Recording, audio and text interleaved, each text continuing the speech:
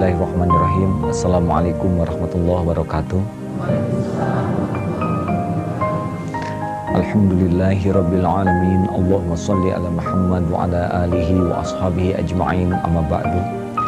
Segala puja dan puji total hanyalah milik Allah. Semoga setiap pujian yang datang kepada kita membuat kita semakin malu bahwa semuanya ini hanyalah titipan belaka, dan menambah kita bersyukur bahwa Allah masih menutupi aib, kejelekan, dan kekurangan kita. Bukankah kita dipuji oleh orang lain? Karena Allah lah yang menutupi kekurangan. Dan semoga setiap penghinaan, koreksi, kritik yang datang kepada kita tidak membuat kita luluh hati ini. Karena ternyata penghinaan orang kepada kita jauh lebih sederhana dibanding dengan kehinaan kita yang sesungguhnya. Baik para pemirsa yang budiman, kita lanjutkan kajian kita pada kali ini. Jadi begini teorinya ya, sesudah kita mengetahui siapa diri kita dengan beberapa pertemuan, sekarang kita mulai masuk kepada bagaimana memposisikan kita di dalam bermasyarakat itu menjadi orang yang tahap pertamanya jangan sampai jadi ancaman bagi siapapun. Afdhalul muslimin, muslim yang paling utama, man salimal muslimun, yang membuat orang Islam lainnya itu selamat min lisanihi wa yadihi, dari lisannya dan tangannya. Jadi kalau kita ingin tahu siapa orang Islam yang paling utama, lihat sampai sejauh mana orang-orang lain itu merasa aman dengan kehadiran kita.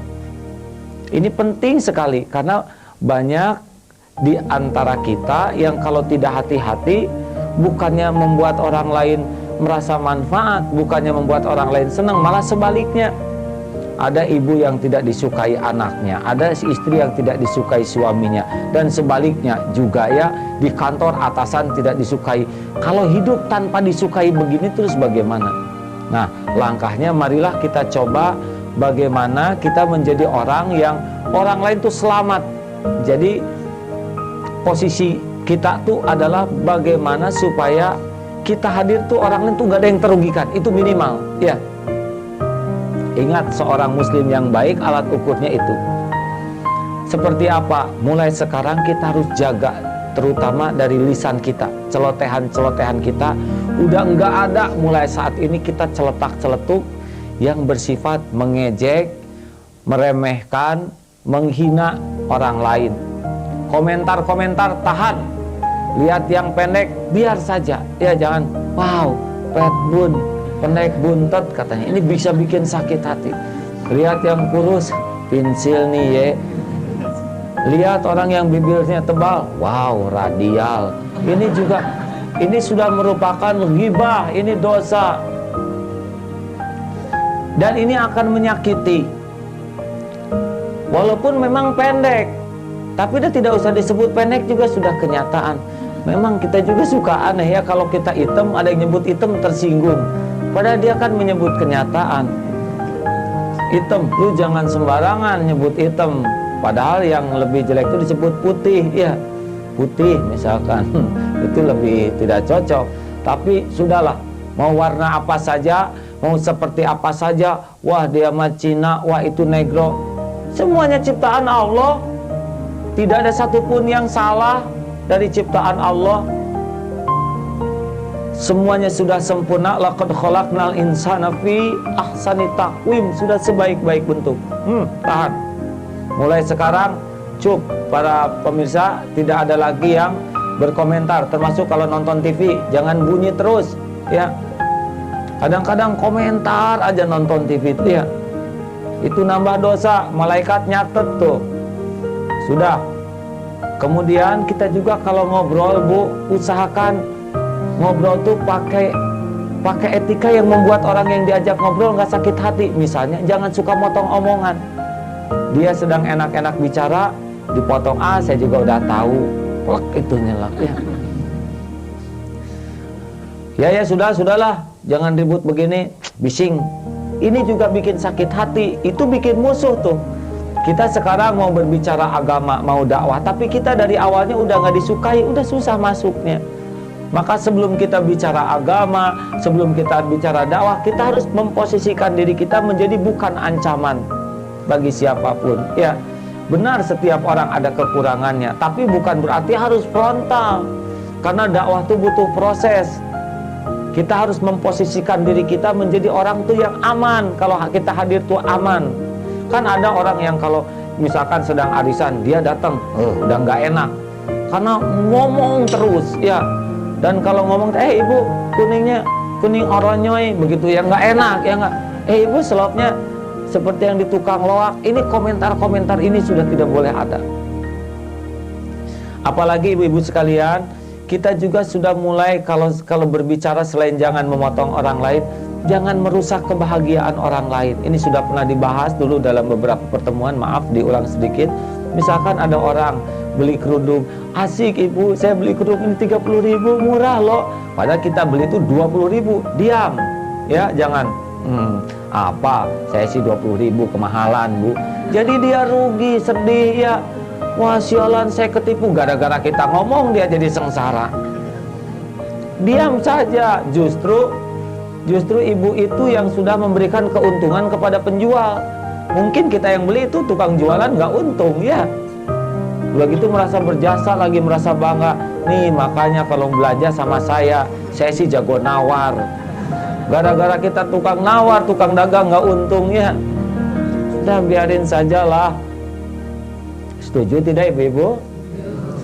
Para pemirsa yang budiman, mulai jangan suka motong kebahagiaan orang. Misalkan sedang nonton sepak bola, penalti ini. Nah kita sudah lihat itu penalti itu ya. Kan orang yang nggak lihat lagi tegang-tegangnya tuh. Terus kita mengatakan nggak gol deh, nggak. Jadi rusak kebahagiaan. Ada itu yang suka comel seperti itu, ya. Ada tidak bu? Itu usil sekali itu, ya. Misalkan sedang nonton sinetron, dia udah nonton itu sinetron pasti bunyi terus, ya. Dia bakal sembunyi tuh kan, ya kan. Terus saja berkomentar, harusnya diam. Biarlah orang lain menikmati ketegangan, ya. Maksudnya mungkin itu kan kebahagiaannya. Ada seseorang dapat kaos Singapura. Wih asik, saya dapat oleh-oleh dari luar negeri. Apa di Tanah Abang juga banyak. Itu buat apa kita ngomong begini ya. Mulai bungkam ini ya. Maksudnya jaga lisan ini. Juga jangan suka ngungkit-ngungkit masa lalu orang lain. Tiap orang tuh ada hal-hal yang sensitif, yang kalau kita celetuk omongan itu, dia akan enggak enak perasaannya ya. Misalkan yang anaknya kena narkotik, kita jangan narkotik nyanyi tuh, jadi dia tersinggung ya. Atau ada orang yang sedang diet itu ya bu ya, nanya ibu berapa kuintal sekarang.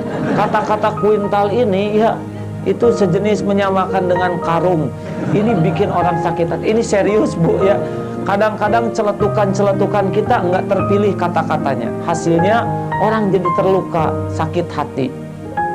Pernah ada seorang ibu-ibu cerita, wah dia dimusuhi, apa sebabnya? Gara-gara dalam arisan melihat ada orang yang hidungnya agak bengkung. Ibu kok hidung ibu kayak burung beo ya? Sakit hati, hati-hati makanya. Selanjutnya hadirin ya, hindari kita untuk membanding-bandingkan tuh nggak enak. Apalagi suami istri. Mah ya, kalau dibandingkan dengan bintang Hollywood itu seperti 1 lawan 10 loh mah.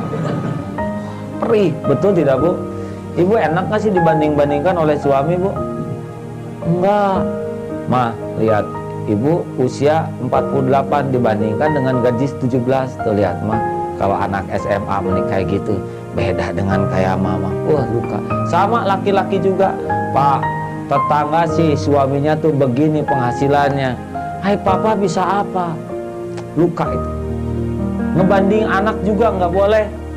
Tuh kayak si bungsu mah rajin, kalem, nggak kayak kamu. Hei cikal itu kalau di tahu nggak bu, sulung ya, tapi ringkasan jelek. Cikal tuh ya licik ya nakal. Saya tidak setuju itu ringkasan itu ya. Saya termasuk yang tidak setuju para pemirsa. Anak yang paling gede disebut cikal, karena saya memang paling besar di rumah itu ya.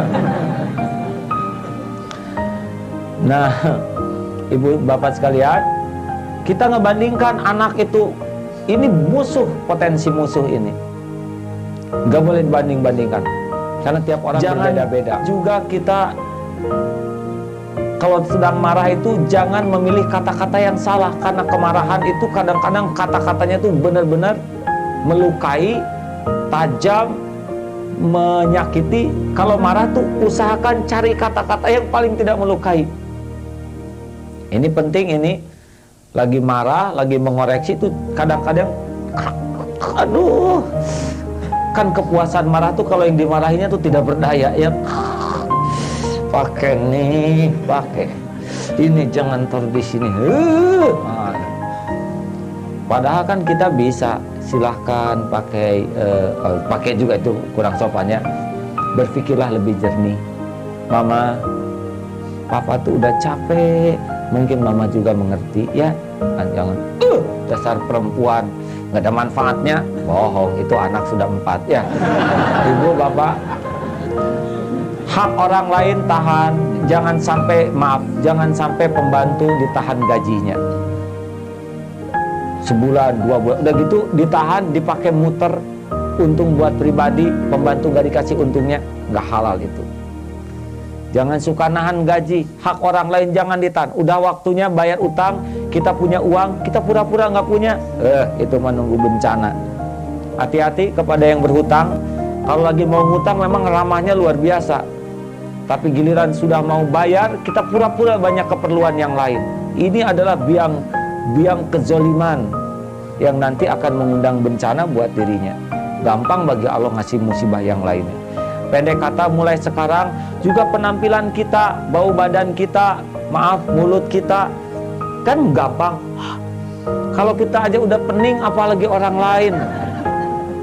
Ketiak, benar ini ya, maaf ya para pemirsa yang budiman, ini kok ceramah sampai ke ketiak-ketiak. Ketiak tuh jadi masalah. Kita duduk seperti yang ibu katakan tadi ya, udah jarang mandi, bau ketiaknya, Masya Allah, ini kan jadi masalah. Harus kalau kita keluar tuh tidak ada orang yang terugikan dengan kehadiran kita. Setuju ini? Baik, mungkin ada pertanyaan ataupun pengalaman dan saran supaya hidup kita ini bersih ya, dari cara berbicara, bersikap, berdehem, etika kita juga. Maaf menunjuk juga Bu, maaf ya, maaf. Coba ini, apa yang terasa nih? Kalau ditunjuk seperti ini, enak tidak Bu? Coba Ibu tuh. Maaf pemirsa, maaf saya tunjuk, enak tidak begini? Kan tidak enak. Itu yang kedua, bagaimana? Ini yang ketiga. Mana yang lebih enak pemirsa? Yang ketiga, Rasulullah tuh menunjuknya seperti ini. Silahkan duduk, silahkan masuk, mari makan. Tapi kalau kita nunjuk, sini, kamu sini, kamu ke sana, itu tanda kesombongan. Marilah kita bukalah, begini lebih enak ya. Kalau begini ada kerepotan nanti ya, silahkan. Mungkin kalau Sunda Jawa begini ya, tidak salah sih, tapi Rasulullah begini ya, silahkan. Ada rekan-rekan, acungkan tangan, ibu, bapak, boleh, silahkan yang sudah siap saja. Assalamualaikum A. Waalaikumsalam. Sesuai dengan anjuran A tadi, kalau kita ada kehadiran kita itu harus membawa manfaat bagi yang lain. Ya, minimal tidak merugikan ya. Alhamdulillah saya itu kebetulan dipercayakan oleh lingkungan saya untuk sebagai ketua pengajian, dan alhamdulillah sekali jamaahnya makin meningkat. Dan alhamdulillah semua yang saya nasihatkan itu juga alhamdulillah banyak sekali manfaatnya. Namun betapa ironisnya di keluarga saya sendiri itu ada satu Pak Ustadz yang sampai sekarang itu nggak mau sholat. Saya sudah dengan berbagai macam cara, saya dengan baik, dengan halus, dengan kasar, malah dampaknya sekarang itu menjadi musuh. Jadi jangan ke rumahnya tante, jangan ke rumahnya mami, jangan ke rumahnya ibu, pasti nanti diomelin, suruh salat, bosen.